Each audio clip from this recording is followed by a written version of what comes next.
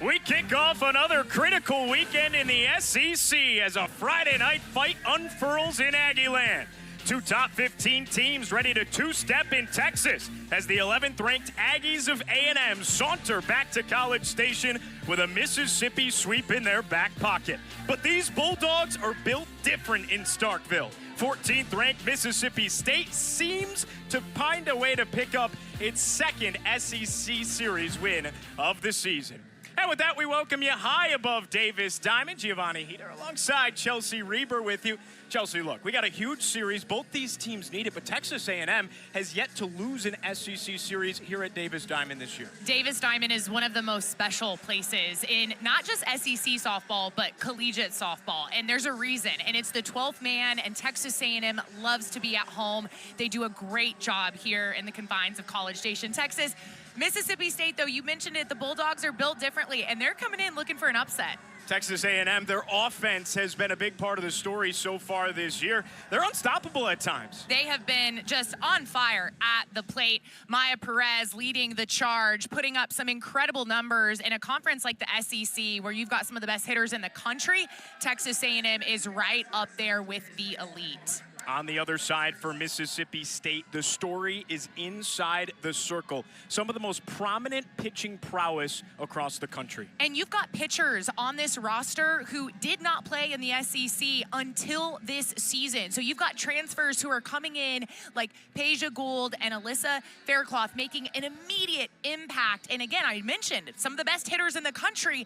They're putting up these kind of numbers in the pitching column against those hitters. Inside the circle, getting the nod on a Friday night, it's Sydney Peters in the Aggie scripts, Chelsea. Sydney Peters, the junior, getting the start. Typically, we see Sydney Lessentine on a Friday night, but going with Peters, she's done a nice job so far this season, 2.73 ERA. The junior looking to get things started on a high note for Texas A&M in the circle. She's going to come with that curve and rise. She has an incredibly elite spin rate, so you're going to see a lot of movement on her ball.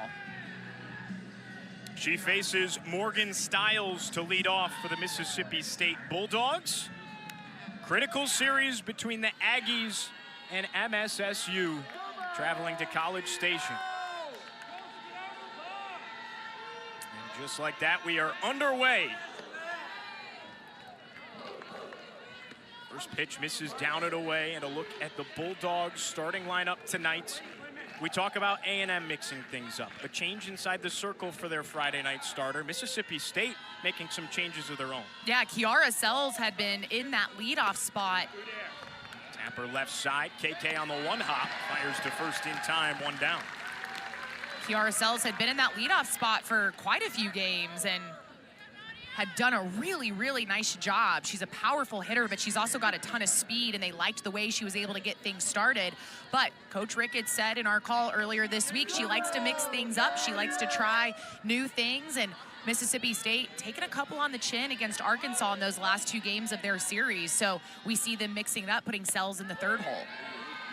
There's Nadia Barbary, the third baseman, in the two spots. The spot where she has not moved from very much. Second on the team in home runs with 11 on the season. Peters deals 0-1. Taken for a strike.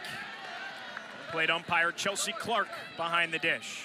Peters doing a nice job of going at Barbary, getting way ahead in the count 0-2. Now she can really start to use that dynamic movement that we're used to seeing. See if she can get her to chase something out of the zone. Swing and a miss, sits her down on 3 pitches. And that is the benefit of starting off strong with a strike. Get her down 0-2, go to that rise ball. Barbary, no chance, and even getting a piece of that one. A beautiful pitch sequence by Peters. And here's Kiara Sells. In recent times, she's been the leadoff hitter for Mississippi State. Moves down to the 3-hole. Hits this one off the hands, foul ground. Kennedy Powell chases underneath it and makes the pinch for out number 3. 3 up, 3 down for Peters and the Aggies in the first. We're scoreless in College Station.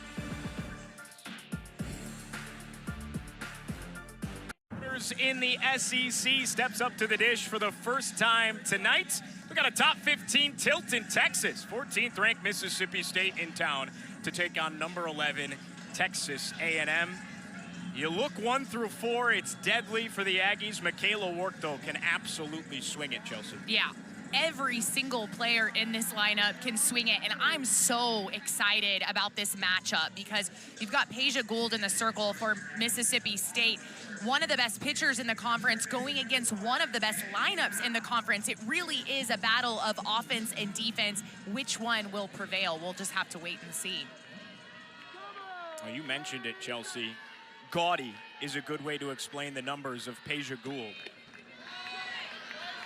She faces Kennedy Powell for Texas A&M.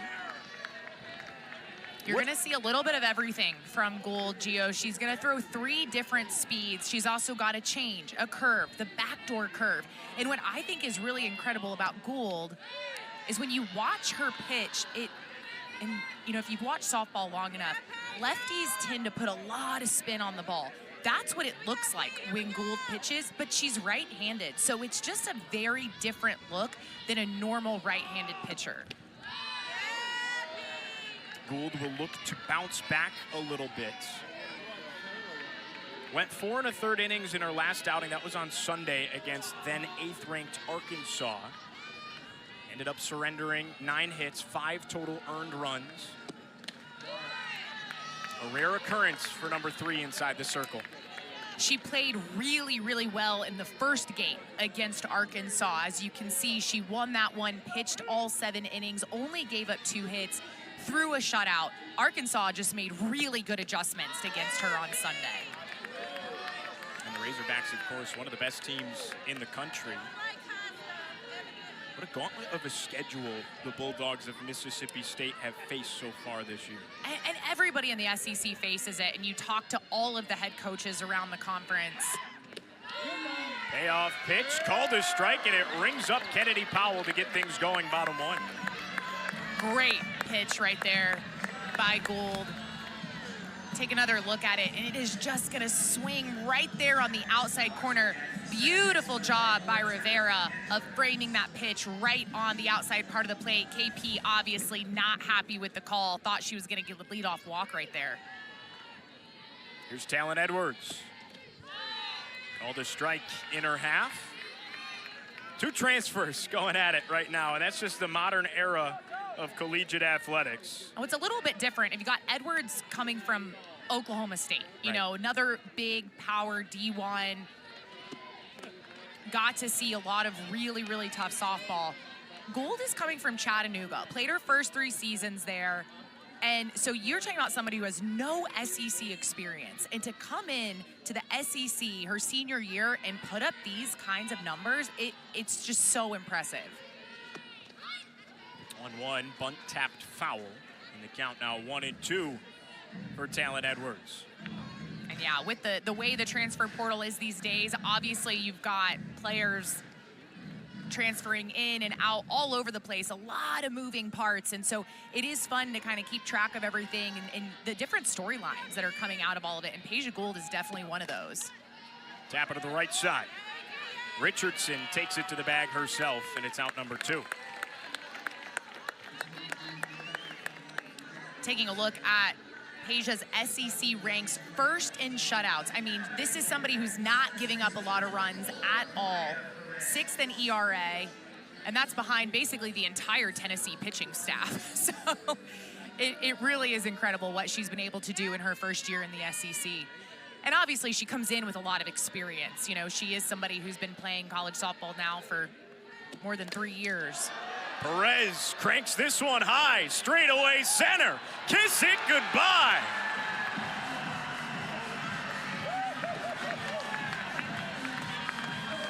Maya Perez unloads, and A&M leads it 1-0.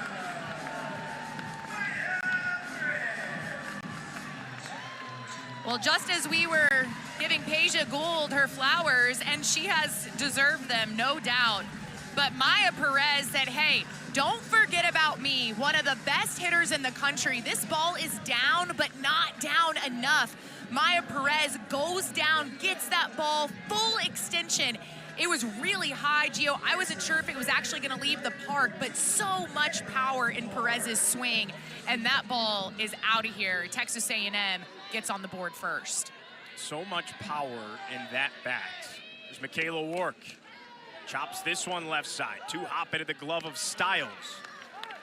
And it's out number 3. And now we're having a conversation. Yeah, the first pace coach for Texas A&M had his arm out, and it looks like they're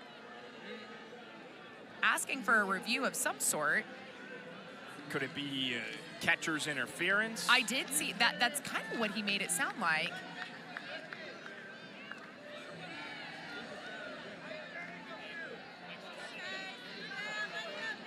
Wark digs back in with a 1-0 count. 2 away and a 1-0 A&M lead. She takes inside, 2 balls and no strikes. And this could be a very, very dangerous situation for Mississippi State. You just gave up the solo shot by Maya Perez. You think you're out of the inning with one of the next best hitters on Texas A&M's team. And instead of that quick out, now you're down in the count, 2 balls, no strikes.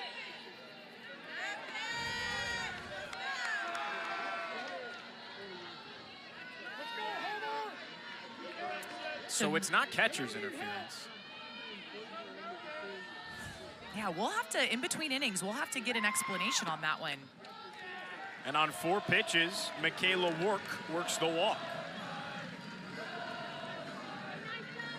Possibly interference on the base paths. Oh, great job by Wark for getting back in there and then being very, very patient. Trish Ford, the head coach for Texas A&M, said they will only get in trouble if they start chasing pitches against this Mississippi State pitching staff. They've got to swing at strikes. Kowalewski cranks it up the middle, and it's through for a base hit. And just like that, Texas A&M with 2 outs is going to keep this thing going. Now you've got a runner in scoring position, a nice at-bat by Kowalewski. I love the aggressiveness on the first pitch. They know that Gould just gave up the walk. She's probably going to come back into the strike zone. She didn't want to throw another ball.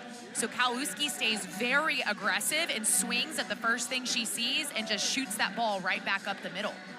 Texas A&M this season, 19-3 in games when scoring in the first inning. Something to be on the lookout for. With runners on first and second, already a 1-0 lead. Kelsey Mathis takes a strike over the heart of the plate, 0-1. Mathis has looked really, really good lately. The sophomore has started putting up some big numbers. Not huge home run numbers, but man, does she get it done at the plate. Takes back-to-back strikes, that time the off-speed, and it's 0-2. And I love that by Gould. You know, she just had a quick conversation with her catcher, Rivera, and immediately comes back and throws 2 very nice strikes to get ahead in the count.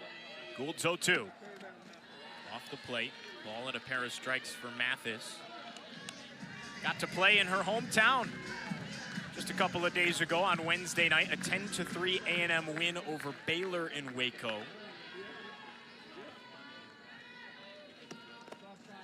Takes down and in, 2-2 now the count for Mathis. It was another game that Texas A&M did a nice job of getting out in front versus Baylor early on. It's so tough to dig yourself out of a hole, and Texas A&M likes to be on top of that. You know, it was a fascinating game, Chelsea, because Baylor actually out-hit A&M, but it's all about the timely hitting and putting the runs on the board, and Baylor couldn't do it. A&M certainly did, and Aggies come away with a big win. And on the scoreboard, you'd think that that wouldn't have been the story.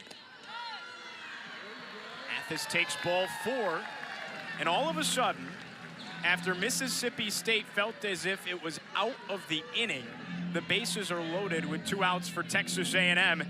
And arguably the hottest bat in the lineup in the last week, KK Dement, is at the dish. And yes, we're talking about the 7-hole hitter, Gio, but KK Dement, one of the most aggressive hitters on this team, however, has a really, really good eye. And right now, Gould is trying to be very careful with these hitters. That's a nice pitch right there, and KK DeMint swings through that one. But going back real quick to Kelsey Mathis, down in the count, no balls, 2 strikes, and was able to draw a 2-out walk. So these Texas A&M hitters are executing the game plan. Ball at a strike for KK DeMint. She has hits in 8 of A&M's last 9 games. Back-to-back multi-hit games. 2 home runs on Sunday at Ole Miss and a homer on Wednesday at Baylor.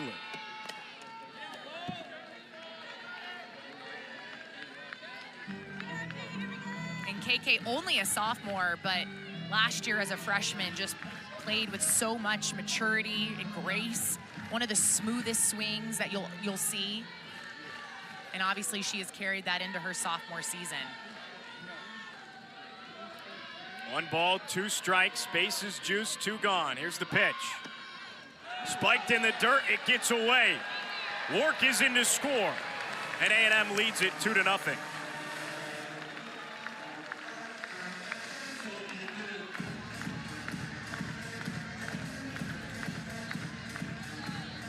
Another look at this one, and it just gets away from Gould. Obviously, she's trying to stay low in the zone, inside corner, trying to see if she can get KK to swing over the top of that one, but gets away, and Rivera is just unable to get in front. 2-2 taken high and away, and it's another full count. Chelsea, we thought there was no doubt coming into this one that we were going to have a pitcher's duel. I don't know that we envisioned a 2-run first for A&M, but this is what they do all year. The payoff, chopped foul to stay alive. Yeah, especially the way Gould started off the inning, right? The strikeout to Kennedy Powell, and then the ground ball to first base with Edwards. She gave up the solo shot to Maya Perez, but honestly, there's a lot of game left. You don't think too much of that. The big one was what they thought was going to be the 3rd out of the inning with Wark, and then all of a sudden she finds herself on, and Texas A&M has a good chance of adding more right here. Another foul off by KK on a payoff pitch. And let me tell you, the longer that KK DeMint stays in this box and the more foul balls she hits, the more chance that she has to get on. She just stays so locked in. Payoff again. Hit well, left center field. Keller running underneath it, makes the catch as she crashes into the wall for out number 3. How about Maya Perez, the long ball? A&M with a 2-0 lead. Maya Perez, so much power in that swing, and Gould just left it too far over the plate. Texas A&M with a 2-0 lead as we head to the second. That's the real thing. In College Station, 2-0. 11th ranked Texas A&M leads it over 14th ranked Mississippi State. And it was an inning that all of a sudden unraveled for the visiting Bulldogs after what appears to be an illegal pitch when they thought they were out of it unscathed. And you can see the huge hop, and immediately the first base umpire calls the illegal pitch. So the ground ball out would have been the 3rd out of the inning for Michaela Wark, and then all of a sudden Peja Gould gets called for the illegal pitch, so Wark goes back to the plate, ends up drawing a 2-out walk, and then ends up scoring after a couple more hitters for Texas A&M. So honestly, Gio, Mississippi State has to be happy that they only got out of that with giving up 1 more run, so now it's 2-0. It could have been a much uglier inning for the Bulldogs, but you've just got to let that go. A lot of softball left to play.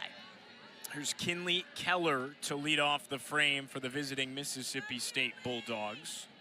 Texas native gets to come back to her home state, just a freshman. Peters inside the circle for A&M, her 2nd inning of work. She snares the outer half for a strike to even it at 1-1.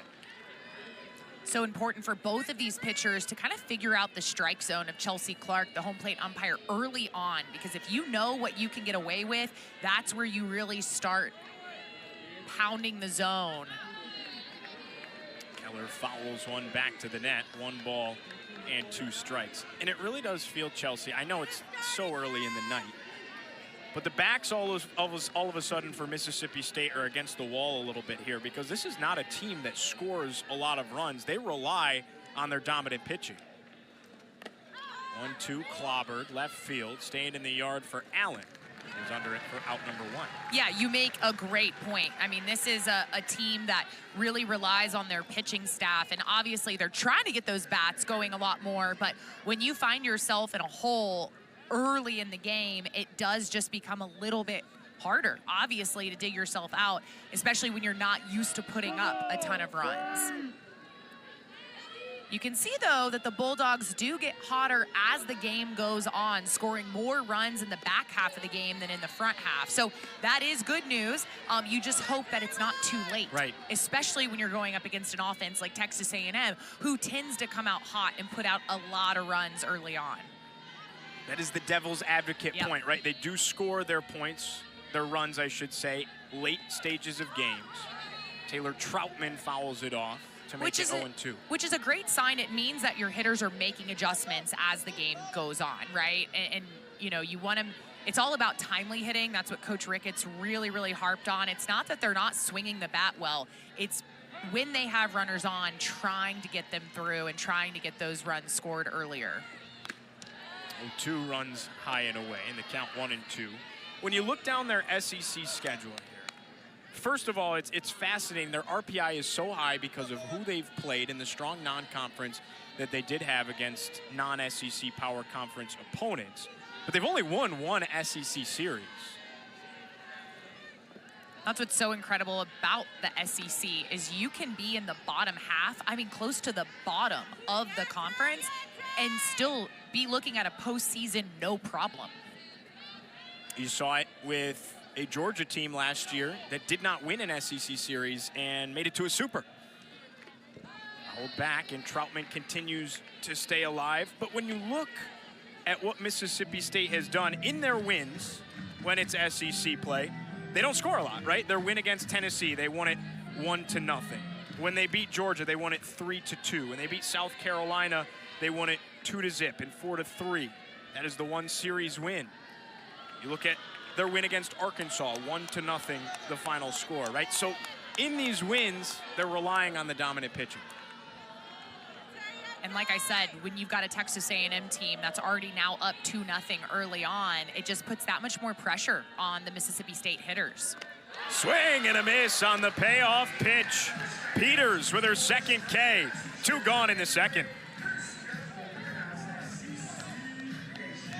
And the head coach of the Bulldogs, Samantha Ricketts.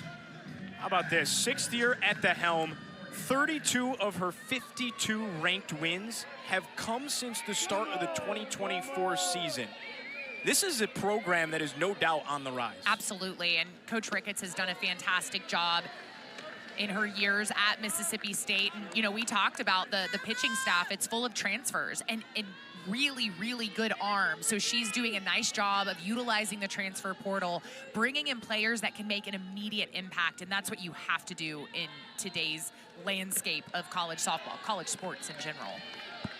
Morgan Bernardini at the dish. Ball and a strike for the Illinois native.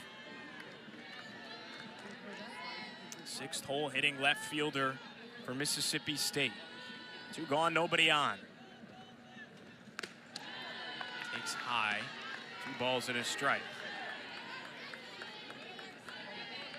We were talking about the 2-0 kind of hole that Mississippi State finds themselves in. It also has to give Sydney Peters that much more confidence going out into the circle with a 2-run lead.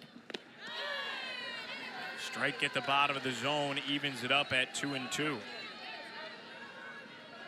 And just as Mississippi State has had to rely on their pitching staff to get them through games, Texas A&M has really had to rely on their offense. Their pitchers have struggled. There's been some ups and downs this year, but if they can keep them in the ball game, their bats can definitely keep them in the game.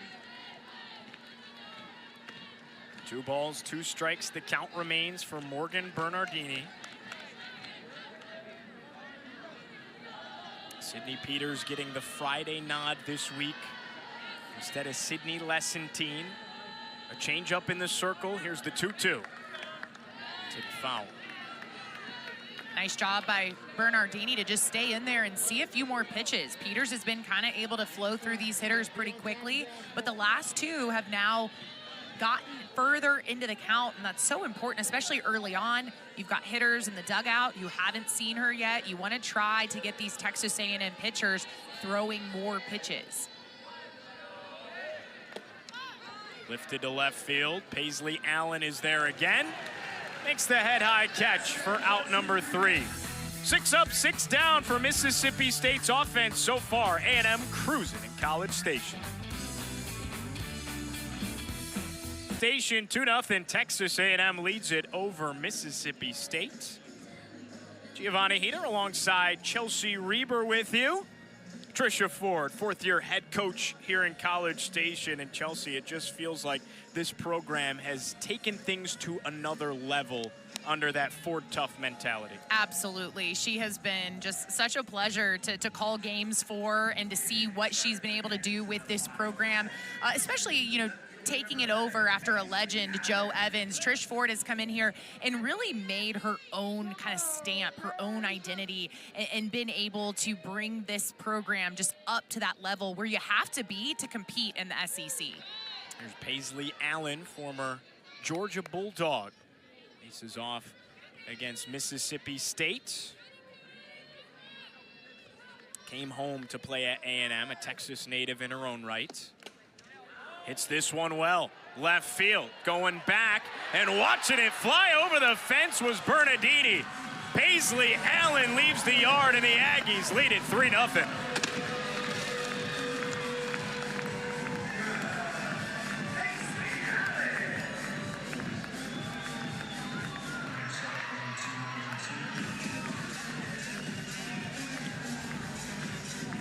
You know, Gio, both home run balls, I questioned whether they were going to get out or not, and the wind isn't necessarily playing a huge factor here at the ballpark, but just goes to show the power behind these bats, because both home run balls have been high and lifted and just kind of kept carrying.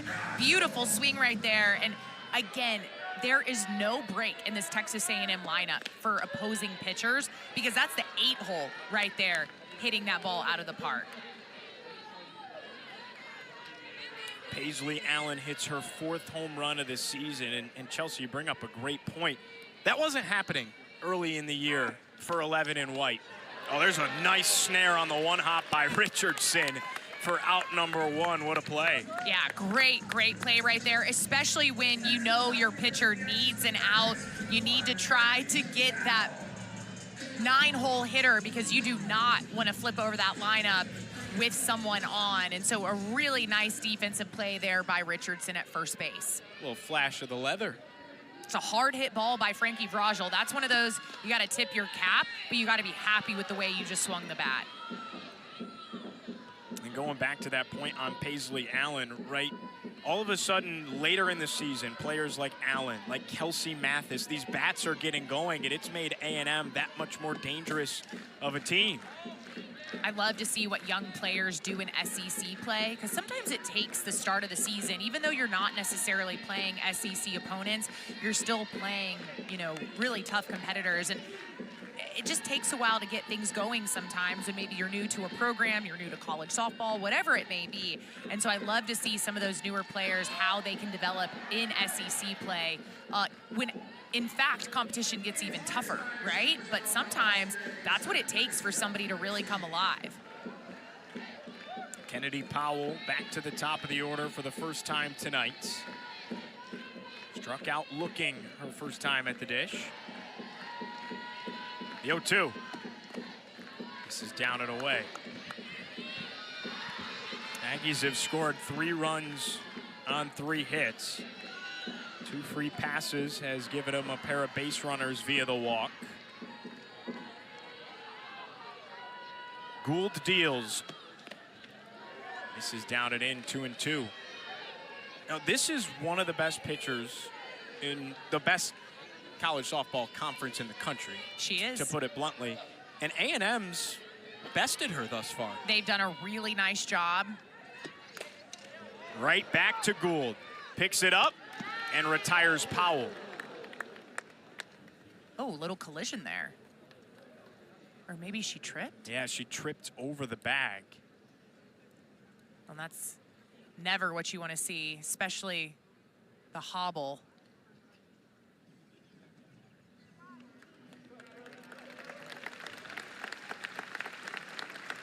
You see the smile, but you also see the way she's Right. running. And if I'm the coaching staff for Texas A&M, and obviously the trainers out there to make sure she's okay. But yeah, you got to hope that that's just kind of a bruise that she's going to walk off and be all right. Yeah, Oh, hyperextended. It looked a lot uglier than she made it look coming back to the dugout. Sure. If that makes sense. Yeah. But, ooh, that could have been really nasty. Here's Talon Edwards. Former Oklahoma State Cowgirl watches it down and away, 1-0. Yeah, kind of going back to what we were talking about, even the outs that Texas A&M has hit, they've hit hard. You just saw that shot at first. Even that last swing by KP, right back up the middle to the pitcher. This one's a slow roller. Richardson loses her footing, can't dive to the bag in time. Edwards legs it out for a single. And what a hustle by Talon Edwards. This is a slow roller to the first baseman. I mean, really, this is a ball you see and you think immediate out. But Edwards hustling down that first baseline in a really nice job by Richardson, doing everything she could, diving for the bag, but safe all the way right there for Talon Edwards. And that's how you keep innings alive, especially when you got Maya Perez behind you. That's exactly where I was going. The last thing you want to do is have Perez at the dish with runners on. Homered in her first at-bat tonight. Solo blast over the center field fence. Last weekend hit one to the building over the center field wall. We've seen a lot of this too, particularly early in SEC play, teams being unwilling to pitch to Maya Perez. Now, I'm not saying that's what's happening right here with a 2-0 count. And there's a strike over the outer half to make it 2-1. But you do have to be incredibly careful how you pitch it to 2-4 in white. Absolutely. 42 walks on the year. I believe she leads the SEC in walks and hasn't been able to put up some of the offensive numbers she's probably would like to. And I mean, she's got 15 home runs now on the season, but all that to consider, she doesn't get pitched to very often. And when she does, in this case, Gould is still being very, very careful with her, as she should be. Tapped foul to stay alive at 2-2. Perez with 16 home runs last season for the Aggies.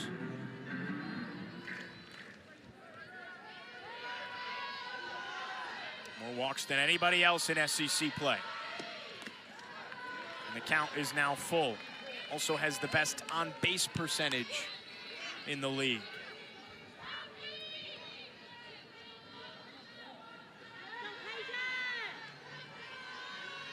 Payoff pitch to Perez. Hit well. Left field. Bernardini makes the catch at the wall. Aggies lead it 3-0 in College Station. Paisley Allen, second long ball of the night for A&M. Nice job by Allen to put Texas A&M another run on the board. Aggies lead it 3-0. It never ends. Another important weekend in the SEC. This time it takes us to College Station, Texas. 14th ranked Mississippi State takes on 11th ranked Texas A&M, and the Aggies with a 3-0 lead, getting up on the Bulldogs early on tonight. Chelsea, A&M's offense has really bested Gould inside the circle. And we knew that was going to be the battle, right? Texas A&M's stout offense against one of the best arms in the league with Peja Gould. But Texas A&M, what I've really liked from them at the plate, Gio, is they're swinging at strikes. They're not chasing a lot of the junk that Gould has offered. And when they are swinging, they're hitting the ball hard, making some really, really good contact. So, yes, this is still, you know, a 3-run ball game, a lot of softball left to play. But Texas A&M definitely looking like they're winning the battle right now. Trisha Ford out on the field for Texas A&M, and you have to expect this to be a substitution that would take Kennedy Powell out of the game. We saw her come up gimpy after what looked like a lower body discomfort. I don't want to call it an injury. She stretched for first and definitely hit the bag hard and awkwardly. And so actually tumbled down, and here she comes. So Kennedy Powell was in the dugout, and that's why we were waiting. That's why there was this little pause in play. Texas A&M trying to give KP as much time as possible to get done whatever she needed to in the training room, I'm assuming, before coming out to the infield. But Kennedy Powell on the field, that is a very good sign for Texas A&M. Yeah, no question about it. It really did seem like we were going to get a switch up, and then KP comes darting out of not just the dugout, but the clubhouse. And, you know, she got off the field on her own accord, but was very gimpy. And you can still see maybe a little hitch in her step. But, you know, this is a leader of not the infield, but the entire team. And not just a physical leader, you know, in her at-bats and on defense, but mentally she's somebody they really want to have out on the field. Rivera, Right to the shortstop, KK Dement. And they will say that she did hang on to it long enough for it to be the inning's first out. A little bit of a bobble on the transition for KK. Got to make sure you squeeze it and hold on to it long enough, but a nice job again, and really a nice job by Sydney Peters, because you had a little bit of a break, still able to come out, throw a nice first pitch, gets something swung on out of the zone. Oh, yeah, that was close. This one hit off the end of the bat.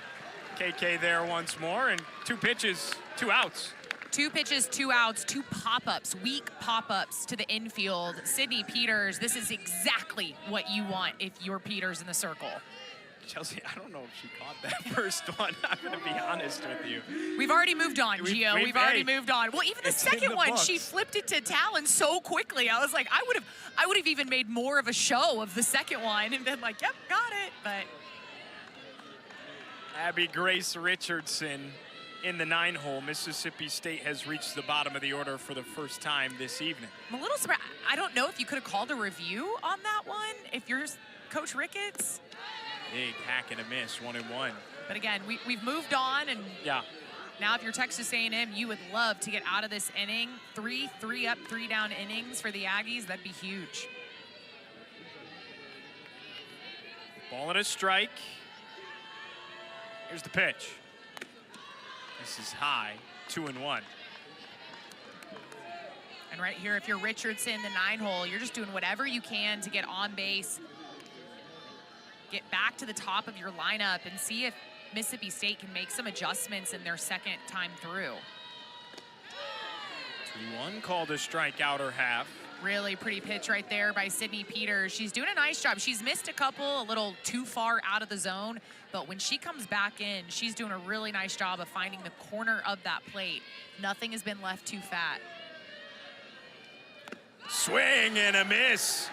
3rd strikeout of the night for Peters. 9 up, 9 down for this A&M defense, and Peters is cooking inside the circle. It's 3-zip, A&M in front.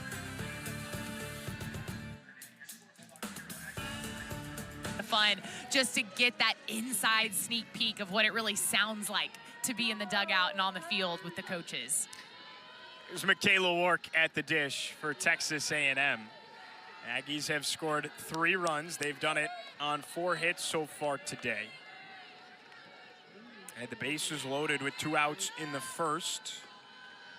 And have had 2 solo home runs from Maya Perez and Paisley Allen.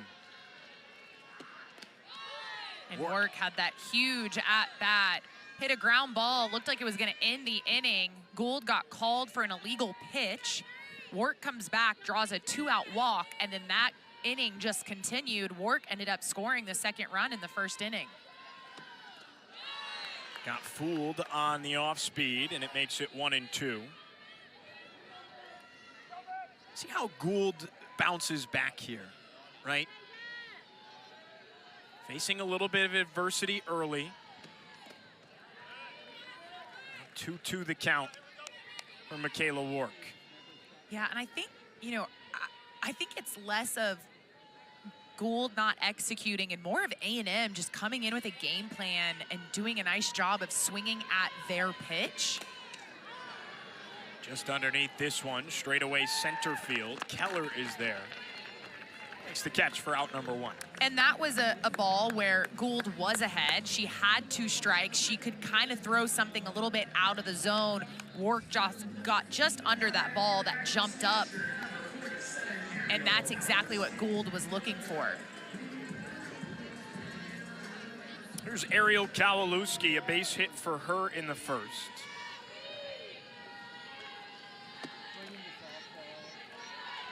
Second year with the program. Transfer from the University of Florida. The SEC league leader in doubles, has 15 on the year.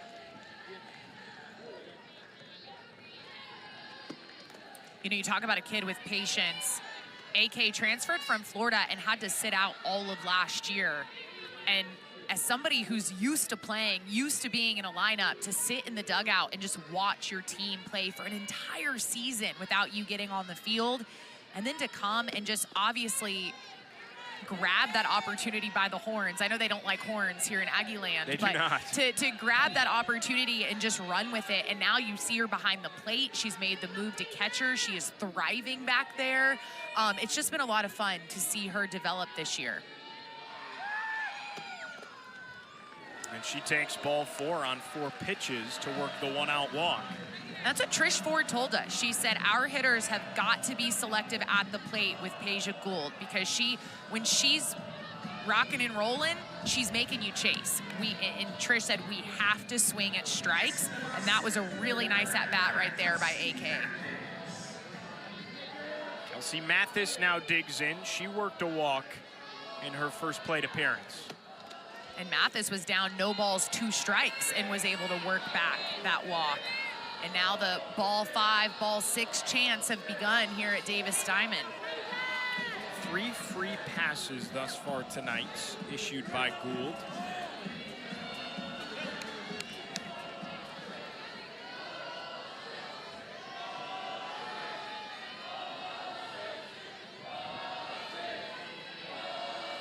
One-0. The strike and an ovation from the A&M 12th man. Yeah, they'll help you, but they'll also clap for you when you finally find that strike zone. How about this? First 2 batters of the night, and then ever since, A&M has been the better party. That's what Texas A&M has done a nice job of all season. They've been patient, and even if things don't look good right at the beginning of the game, or maybe right at the beginning of the inning, you can't ever count them out. You know, whether it's 2 outs or the bottom of the 7th, like A&M is gonna be that team that continues to fight for every single pitch, ground ball, at that, whatever it is, you really can't count them out no matter what time of the game it is.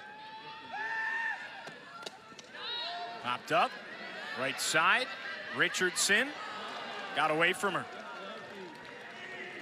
Gio, there's not a ton of wind. I mean, we're seeing a little bit of movement in the flags out in the outfield, but I think she just lost that ball. I don't think that was necessarily one that got caught up in a wind tunnel. Yeah, it really is a flawless night. Be out at the park. Payoff pitch. Towards the gap, right center field. Underneath it, Sells. It's her first piece of defensive action for out number 2. And that's huge right there for Mississippi State, and especially Peja Gould, because you're throwing pretty well. Like, yes, you've given up the 2 homers, but you're throwing pretty well. And then when you see that pop-up land by first base, you're thinking, oh, please don't come back to bite us. Like, that's got to be one we've got to have. So to be able to get that out on the very next pitch, that's big for the Bulldogs. There's KK Dement. Fly ball, left field. Bernardini is there for out number 3. A&M leaves the walk on first. They lead it 3-0 in College Station. Maya Perez with a blast over the fence, but then it was things that started to unravel for Mississippi State, plaguing the Bulldogs. We had the illegal pitch that kept the inning going. Texas A&M was able to score another run in the first, and then Paisley Allen with a solo shot in the second. Texas A&M up 3-0. both pitchers doing a nice job in the circle so far, but Texas A&M has been able to capitalize on the mistake by Gould and then just on the couple of homers, which we knew we were going to see from the Aggies. So can Mississippi State answer at the plate?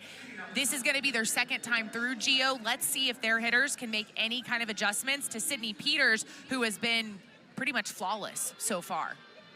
9 up, 9 down. First time through for Sydney Peters inside the circle. We go to the top of the order with Morgan Stiles. First offering on the way. Spiked in the dirt in the count 1-0. Mississippi State shook up its lineup ever so slightly today, particularly towards the top. It had been Kiara Sells, who had been the leadoff hitter for the last few weeks. And now you see Stiles in there ahead 2-0 at the top of the order. And Sells had done a really nice job at the top of the order, but Coach Rick had said, I like to mix things up, like to try new things. And again, they won that first game against Arkansas, 1-0. But after that, Arkansas came back and really took care of business. So Mississippi State, again, trying to shuffle things a little to see if they can find a spark.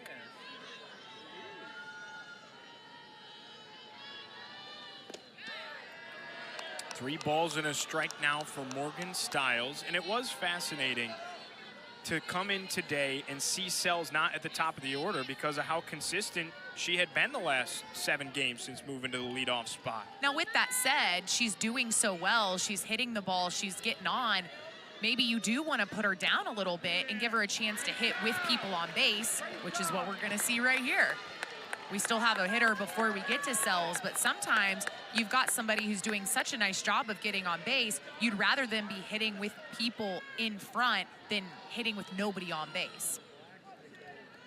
That's a good point as Nadia Barbary steps inside the batter's box. Stiles able to poke one through the right side. And that's huge right there for Mississippi State. I mean, this is a lineup that had not done anything against Peters the first time through. Now Stiles starts off the inning with a base hit. That's a huge confidence boost, not just for her, but for her team. Now everybody can say, okay, we can do this. We can touch Peters. She's not untouchable. Like, we just got to lock back in. Second time through, let's see if we can get something going. Peters offers 0-1. Cranked well, deep left, foul ball. Home run distance and then some. Really, really nice swing right there by Barbary. Just a little too far out in front, and that pitch on the inside part of the plate. Just a long strike if you're Sydney Peters, and now you've got an 0-2 count. But you just saw the power right there. Although Barbary just 3 home runs on the season.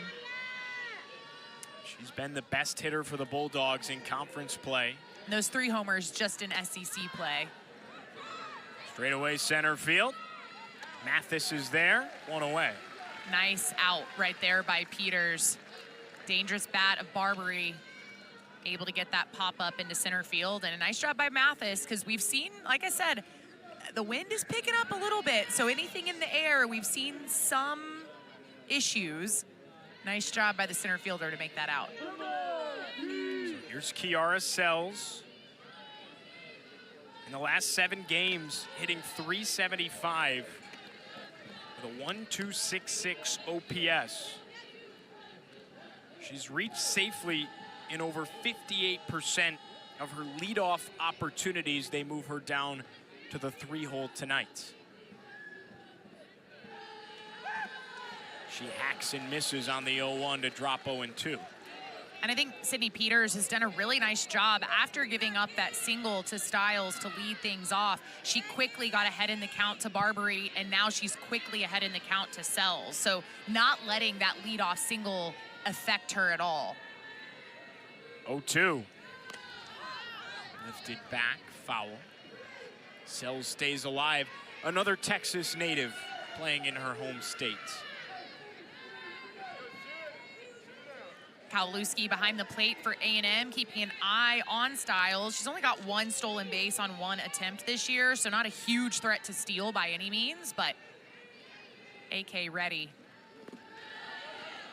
2 runs low. Ball and a pair of strikes for Sells. Popped out to the hot corner in foul ground her first time at the dish. This feels like a big moment for Mississippi State. You hadn't had any runners on. You finally get something going.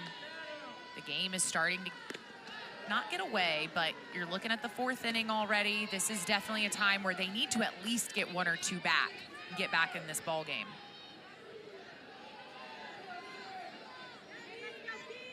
Sells trying to deliver on that front. With Keller on deck, the 2-2. 3 balls and 2 strikes, and another deep count. This time it's with Mississippi State in the batter's box. Great at-bat right here for Kiara Sells. Down in the count 0-2, and now she's worked it back to a full count, forcing Peters to have to come into the zone with something. Payoff pitch. Lifts it foul. Such a big weekend for both of these teams. Mississippi State seeking its 2nd consecutive Friday night win to open an SEC series. Beat Arkansas on Friday last week before dropping the Saturday and Sunday contests. Payoff again. Well struck, straightaway center. Mathis has it playable in front of her and makes the catch for out number 2. Nice swing there by Sells, but Sydney Peters gets another out, and a nice job by Kelsey Mathis, making sure she gets behind that ball and makes the squeeze for out number 2. So here's Kinley Keller. Flew out to left field first time today. Brunfield's Texas native. Well struck left field. Allen on the run, foul ground, and she's there for out number 3. A leadoff knock for Styles, nothing to show for it. 3-0. Aggies lead in College Station.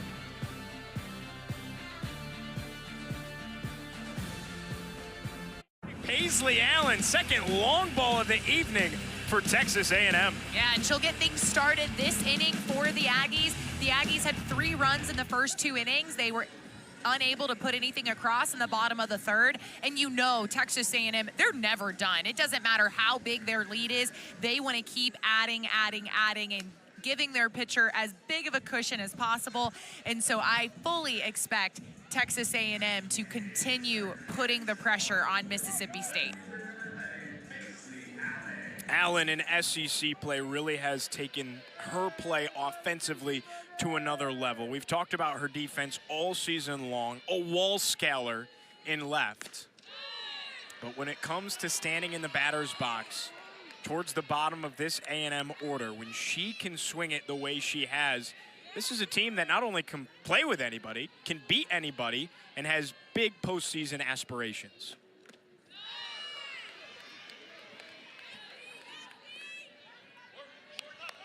And a new pitcher inside the circle for Mississippi State. The day comes to a close for starter Peja Gould. We were paying so much attention to Paisley Allen coming up. Is she going to hit another homer? Didn't even see that Delaney Everett snuck in there in the circle for Mississippi State, the junior out of Oakdale, California.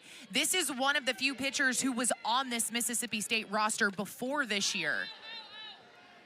It is a stacked roster that is full of transfer talent for the Bulldogs. You know, and Gio Everett missed the first 16 games of the year with injury. Now, she has returned to total 5 scoreless innings this year. So she has seen success in the circle, just hasn't had a lot of experience this year. They've really been relying on Gould, obviously, in Faircloth, who I'm assuming Mississippi State does not want to show today if they can prevent that from happening. Everett pitched in 2 outings last weekend. That was against then number 8 Arkansas.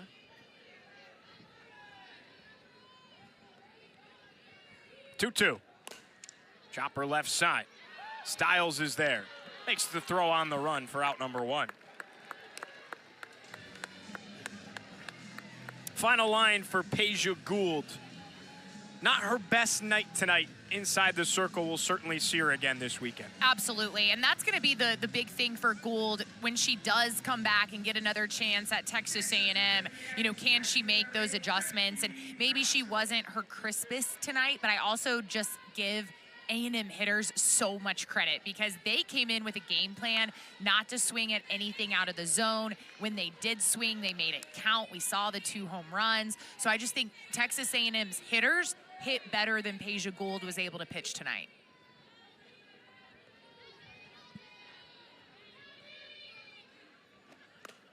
Frankie Vrajel cranks one foul to the net, and the count even at a ball and a strike as the Aggies have reached the 9-hole for the second time tonight. Vrajel had a hard hit shot down the first baseline in her first at bat. It was snagged by Richardson, who made a really good defensive play. Texas A&M, really in the past few seasons, Gio, they have been able to fill this 9-hole with a very talented hitter, and it's just such an important part of the lineup that a lot of people, you know, have overlooked in the past, right? It typically is your hitter who's struggling the most. It's the 9-hole, but now you're seeing a lot of teams across the country plug someone in like Frankie Vrajel, who is very good at the plate, is very fast, almost creates a second leadoff hitter trying to flip that lineup over. Vrajel again fouls it off the opposite way. Now, not all 9-hole hitters wear bright blue eyeshadow like Frankie Vrajel, but that is what makes her truly unique. Always coming in hot with the game day look. I love it. You got that. You got Talon Edwards goes with the glitter crosses Yep. on each cheek. No shortage of style for A&M. And the count even at 2-2 for Vrajel. There's Edwards. Every game. And they're different colors, usually, correct? True. Yeah? True. I think I saw teal last weekend. She mixes it up. This is a really nice at-bat by Frankie Vrajel. There's a little bit more of that glitter, glitter glue, glitter paint. You got Maddie Sowney. I'm not even sure what that design is. Just some swirls. Yeah. Payoff pitch on the way. Taken for ball 4. What an at-bat for Frankie Vrajel. Yeah, really, really nice at-bat by Vrajel. Again, that 9-hole is so important because if you can flip the lineup, now you've got your leadoff with Kennedy Powell, who is in the game, is looking good. Happy to see that for the Aggie third baseman. However, she is looking to find her way onto first base for the first time tonight. KP digs in. Runner on first with 1 out for A&M, bottom 4. Powell looks at one off the plate, 1-0. KP 0 for 2, you mentioned it, Chelsea. Strikeout and a ground out. Well hit, but right back to the pitcher, and a nice play by Gould fielding her position.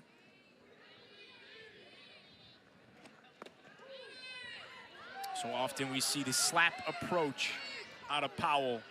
She's such a dynamic hitter, Gio. She can swing away, she can slap, she can bunt. I mean, truly can do it all at the plate and keeps defenses on their toes the whole time.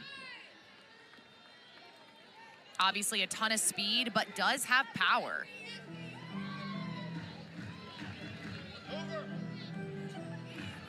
Here's a look at what she's done this year against righties versus lefties. Certainly stronger against right-handed pitchers, no question about it. Taps it right side, Schaefer. Throw to first in time. It moves the runner. 2 outs, runner in scoring position for Talon Edwards, and we'll see the glitter crosses. KP still not looking 100% down the line, but it was a nice play by Mississippi State defensively.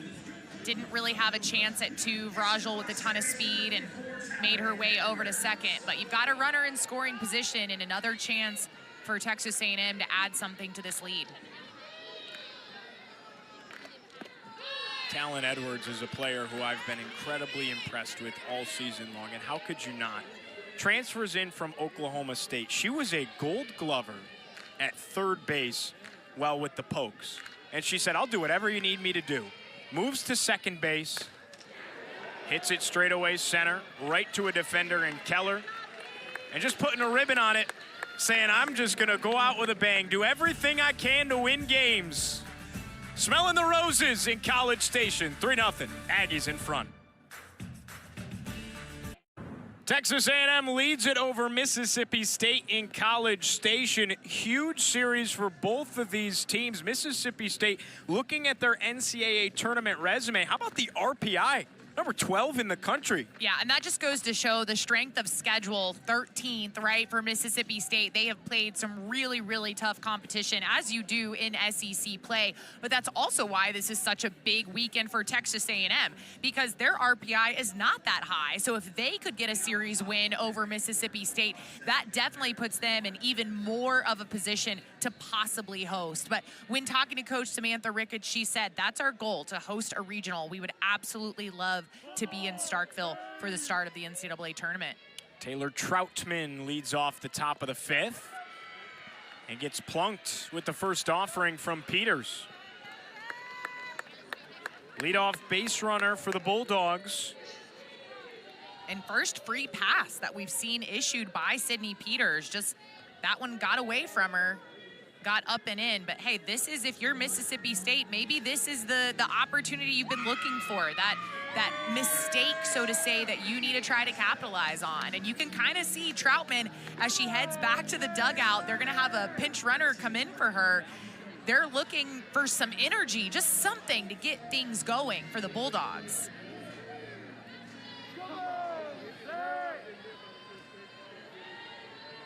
Morgan Bernardini.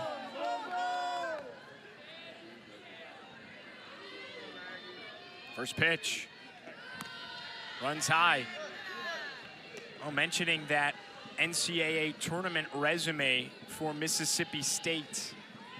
Seeking just their second series win in SEC play. Obviously trailing Texas A&M in game 1. Popped back over our heads in the booth, and the count even at a ball and a strike. But a weekend like this could certainly go a long way if you're Mississippi State. You've seen, though, because of the caliber of opponent, even taking just one. This is a team that has yet to be swept. Even taking just one is a big help. Every game just means so much. Yeah, even if you're unable to come away with a series win, not getting swept definitely looks a lot better. And those wins add up, you know, and obviously you would love to come to College Station and get a big road win.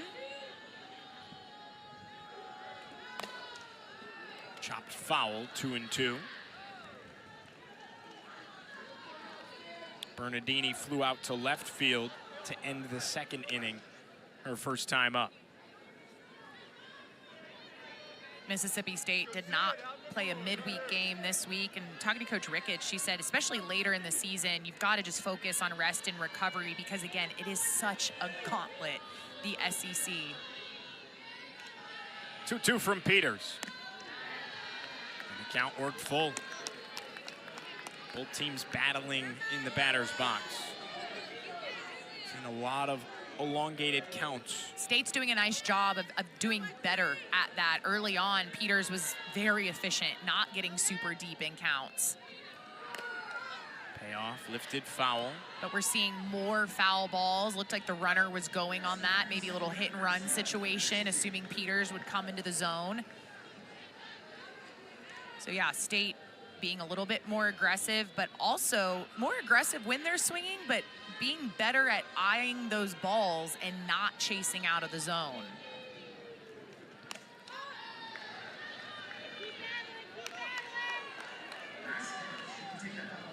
Yeah, making Peters work right here. This is a great at-bat by Bernardini. See if the Bulldogs can build a little momentum off of an at-bat like this.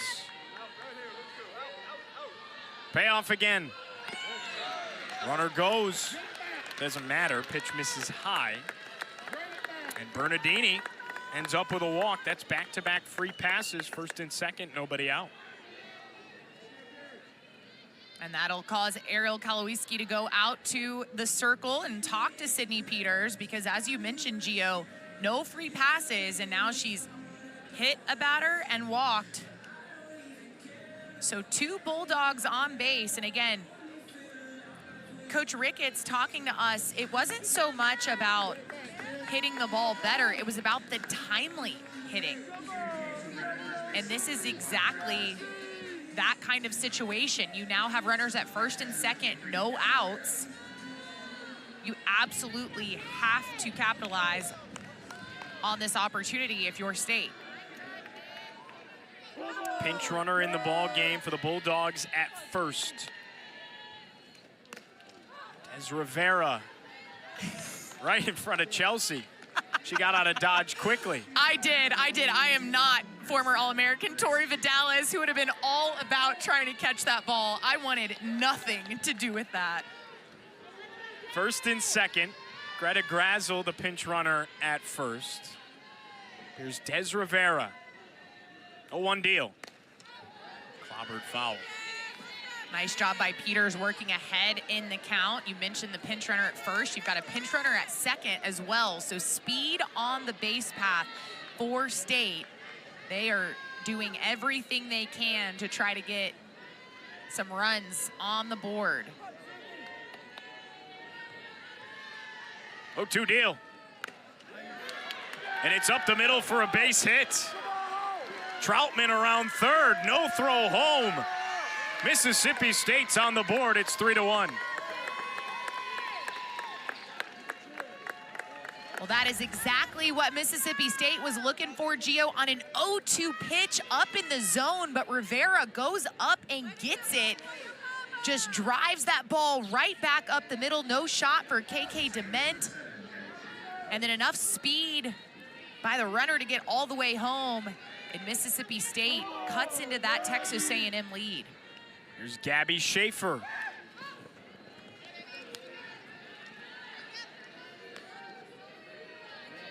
Schaefer 0 for 1 tonight.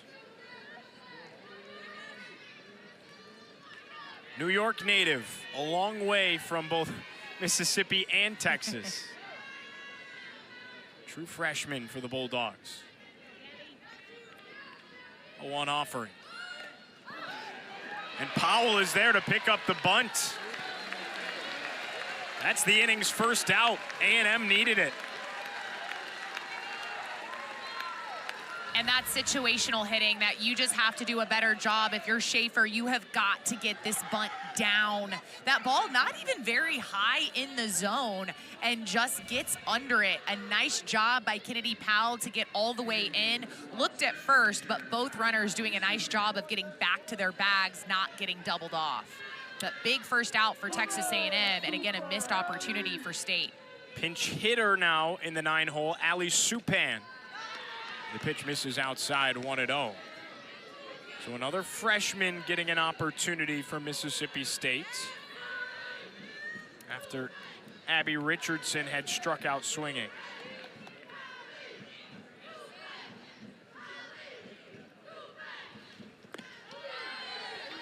The strike finds the zone, 1-1.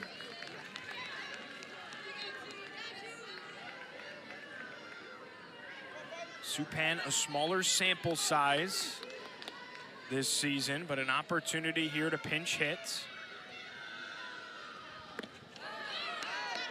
Takes the 1-1 off the plate, 2 balls and a strike. These are fun opportunities for a freshman. Pinch hitter, you know, yes, there's pressure, but it's not like it's the top of the 7th and you're, you know, trying to tie up the ball game. But you have an opportunity to make a difference right here.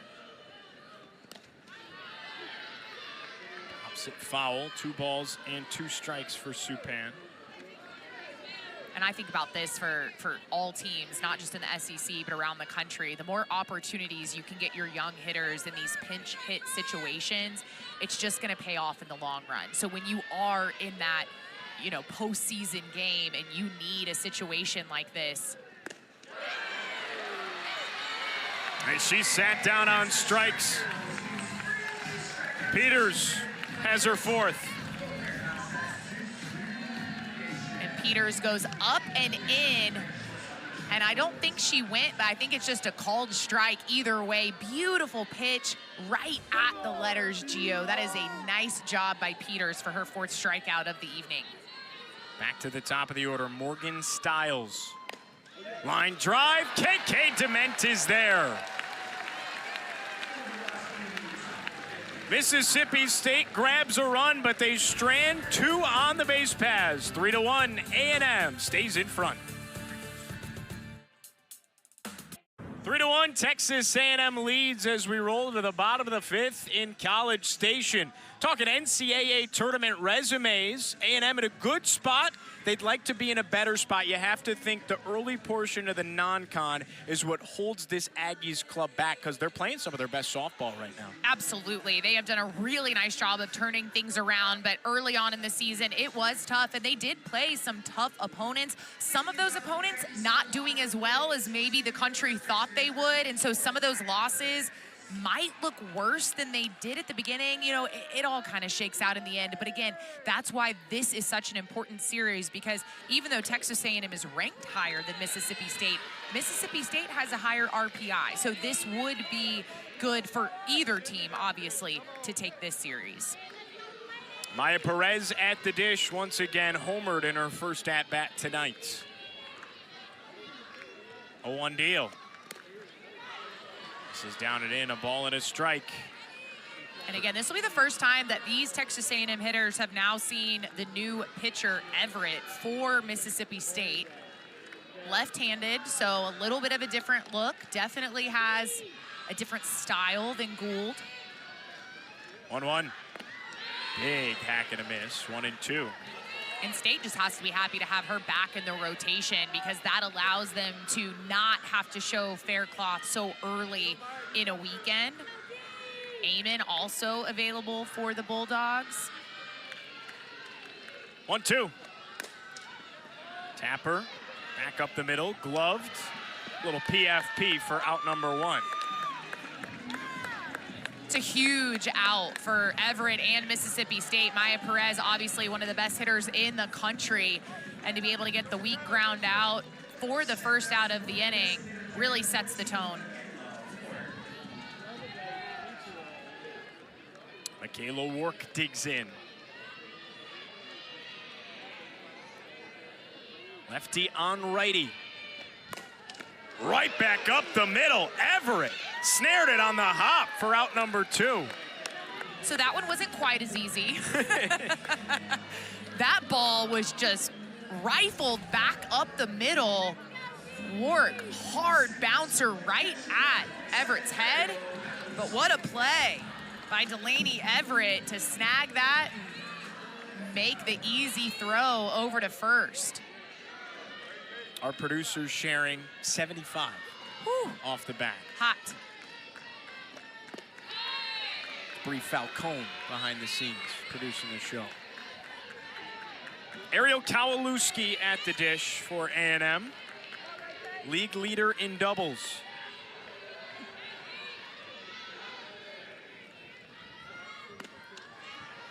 This is high and in, a ball and a strike for AK-47. Base hit and a walk tonight. Certainly productive at the plate.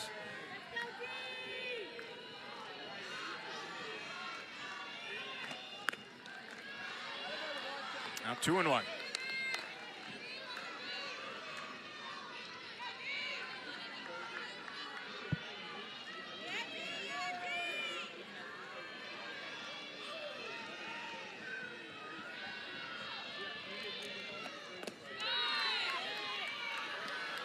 2-2 the count after Kowalewski takes in her half.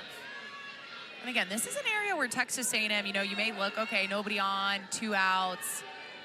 Do we just roll over to the 6th? But do not count the Aggies out. They love keeping innings going. Yeah, 2-out production has been a storyline, particularly in home games this season for A&M.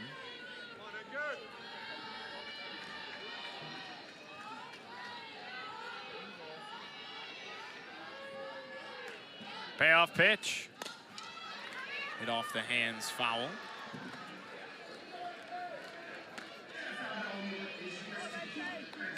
Nice Nice at bat here by AK, really making Everett work after 2 quick at bats to start off the inning.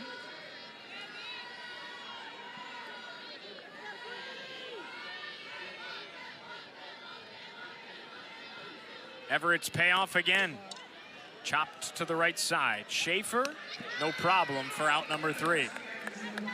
Aggies go 3 up, 3 down for the first time tonight. They lead it 3-1 from Davis Diamond. The AUSL professional softball premier talent across the country. And they're bringing the championship right here to College Station, Texas. Davis Diamond will host the second ever AUSL championship. Huge announcement this past week, Chelsea. Very, very exciting news. And I may be a little biased, but there's not a better place to host the championship. So just, yeah, incredible news, so much fun. I loved everything that those players had to say about the pro league. As you know, young girls, they didn't have a professional league to necessarily look up to or see. And what Nigeri said, it was college and the Olympics. There was nothing else for softball players. And so to see this pro league give some of these players a chance to continue their career, it's just incredible. Nadia Barbary standing up at second with a leadoff double, hugging the line and left. Great start to the inning for the Bulldogs. Finally starting to see a little success off Sydney Peters. We saw it in the last inning. They were able to scratch one. Now you've got a stand-up, or a leadoff double. I guess it was a stand-up as well, but the leadoff double by Barbary. Championship series coming to College Station. It'll be July 23rd on ESPN. It'll also be the first ever professional softball game on network television. Such a big deal. So excited to have it right here at Davis Diamond.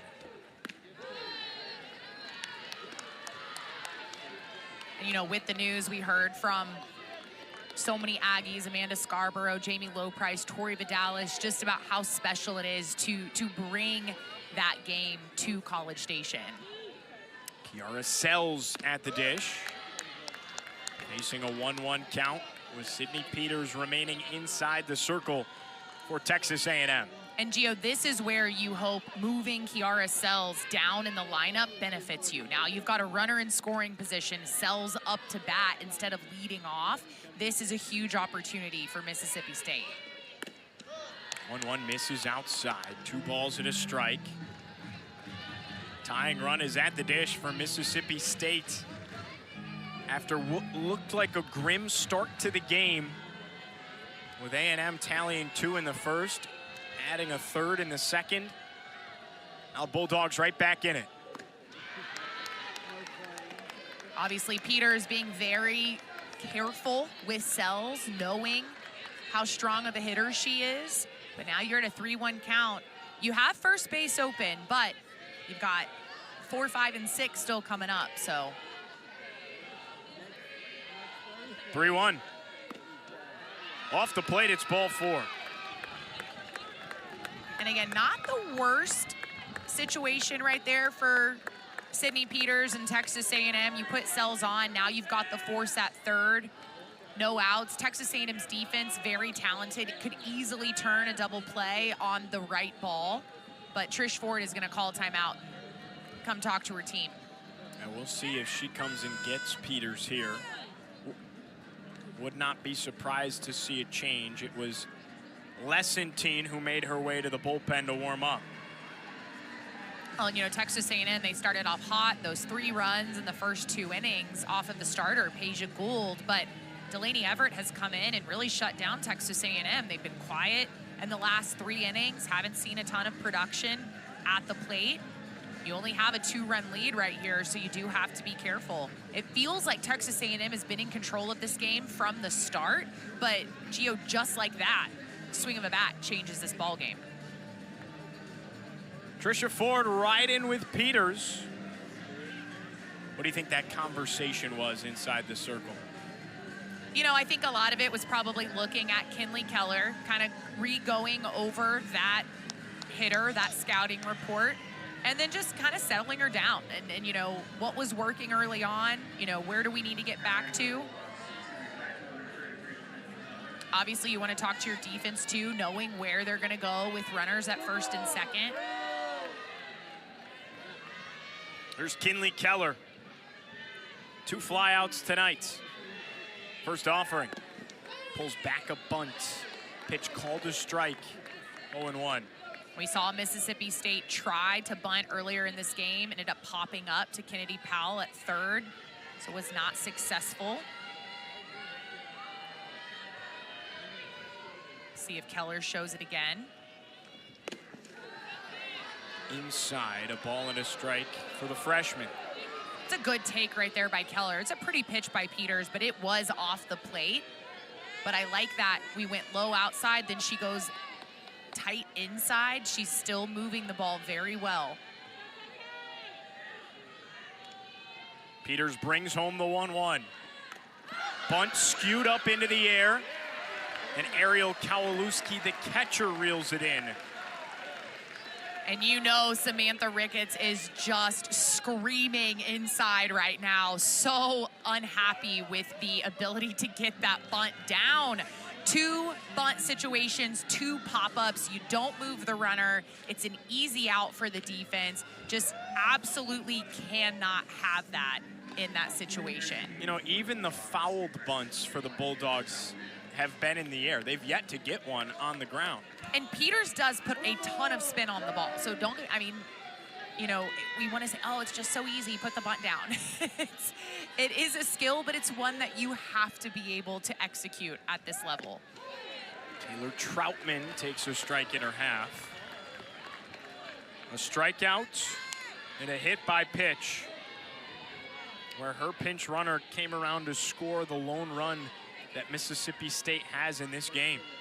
That was just an inning ago in the 5th. It's this to straightaway center field. Kelsey Mathis makes the catch. No tag up. And there's 2 outs with first and second occupied. Well, 2 really big outs for Sydney Peters, especially after the leadoff double and then the walk. You had the conversation by Trish Ford, came out, weren't sure if we were going to see her stay with Peters or bring in Lessentine.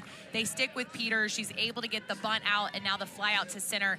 Now, as Texas A&M, you're not out of this inning yet, but you're in a much better situation with 2 outs instead of no outs with runners at first and second. Morgan Bernardini. Called a strike, bottom of the zone. Mississippi State looking to bolster its already impressive 12th ranked RPI, despite a 6-9 record in SEC play. 0-1. This is outside, even at a ball and a strike.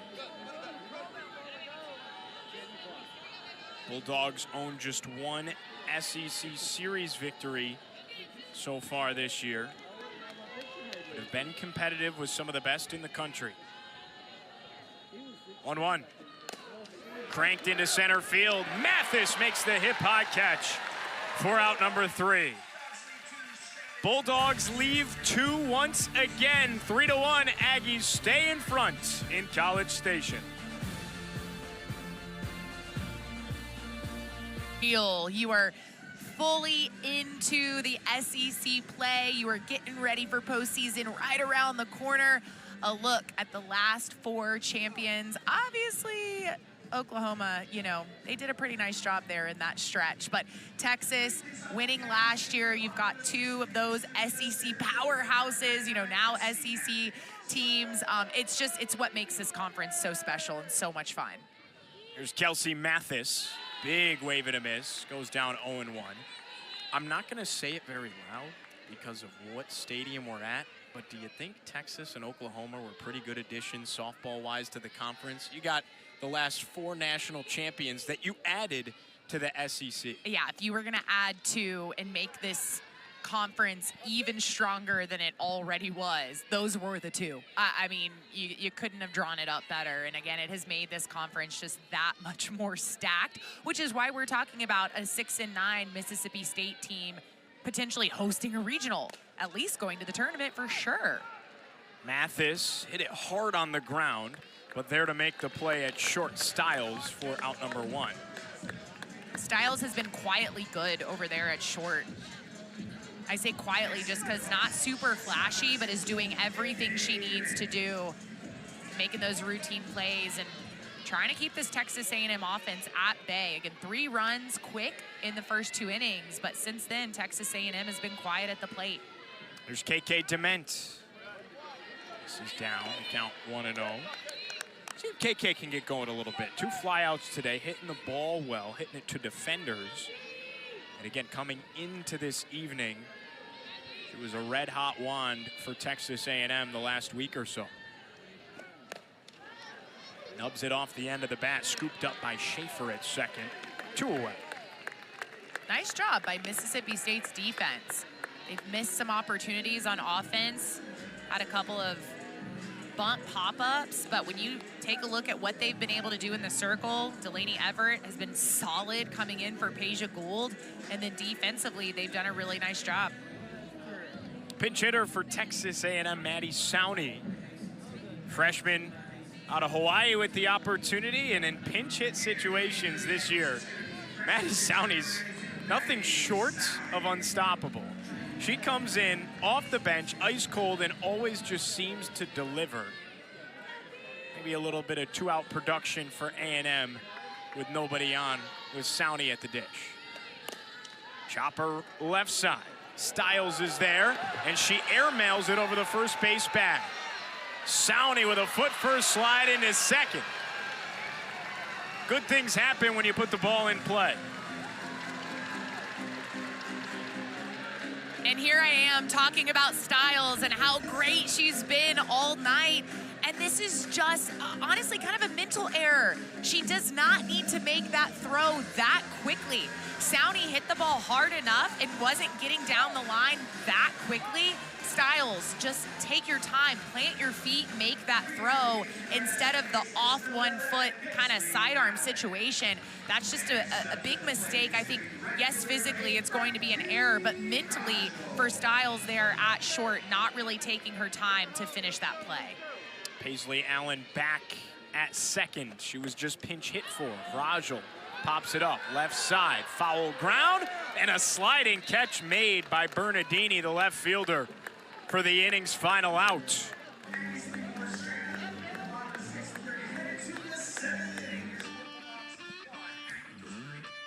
Well, the error by Styles doesn't cost Mississippi State. A beautiful sliding catch by Bernardini to end the inning.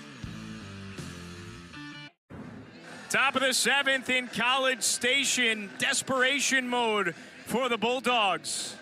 Tell you what, though, if anyone can make it happen, it's Ricketts and this Mississippi State crew. Yeah, and those 6 comeback wins were of 5 or more runs. They're only down by 2 here in the top of the 7th in College Station. And Geo, Texas A&M, this is not a great stat for the Aggies. Runs scored in the 7th, just 1. Runs allowed in the 7th in SEC, 11. So it has not been good in the 7th for Texas A&M, but Trish Ford is going to try to see if she can make that not be the case tonight. Ground out to the left side, KK Dement puts out number 1 in the books. And you have to feel like that is a big, big first out because you've got Sydney Peters trying to finish out this ball game, still in the circle. Obviously, the pitch count getting up there, still plenty doable with where she's at, but you would love to see her be able to finish this game, so that's a huge first pitch out for Peters. Here's Gabby Schaefer, hits it right field. On the first pitch, she flies out for out number 2. And just like that, 2 pitches, 2 outs. That's a nice swing right there by Schaefer. You can't be mad about that. Hit the ball hard, but Peters, that is exactly what you're looking for in a 7th inning, is 2 very, very quick outs.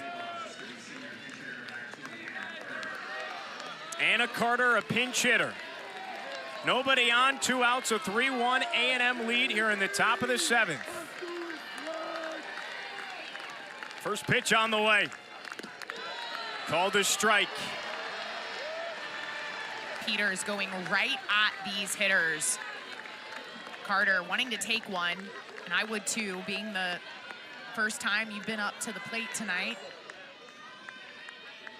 0-1. Untied. In a game that felt like Texas A&M had its opportunities to create a capacious lead, Mississippi State has stayed resilient and stayed in the fight.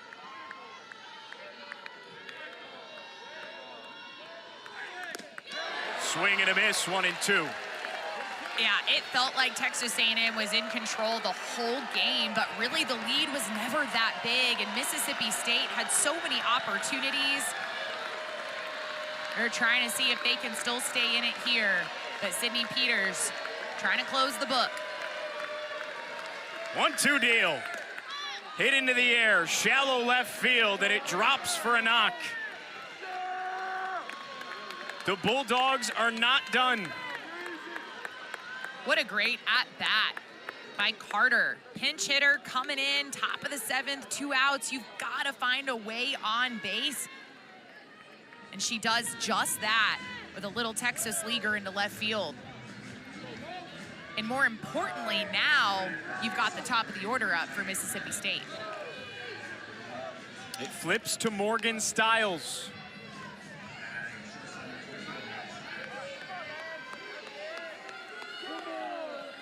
A hit, a line out, and a ground out today at the top of the order. First pitch. Called a strike. Tying run is at the dish for Mississippi State.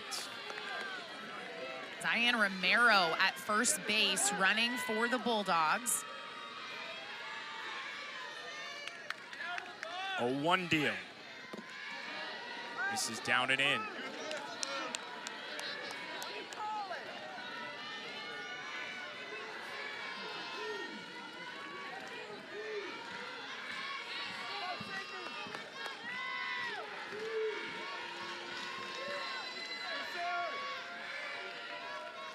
One delivery. Called a strikeout or half, 1 and 2. And Mississippi State is down to its final strike. 12th man on their feet. Trying to help Sydney Peters and the home team get the win on Friday night. 1-2. Swung on, hit to the gap, left center field. Allen makes the catch. Texas A&M takes game 1 in this ranked-on-ranked rift.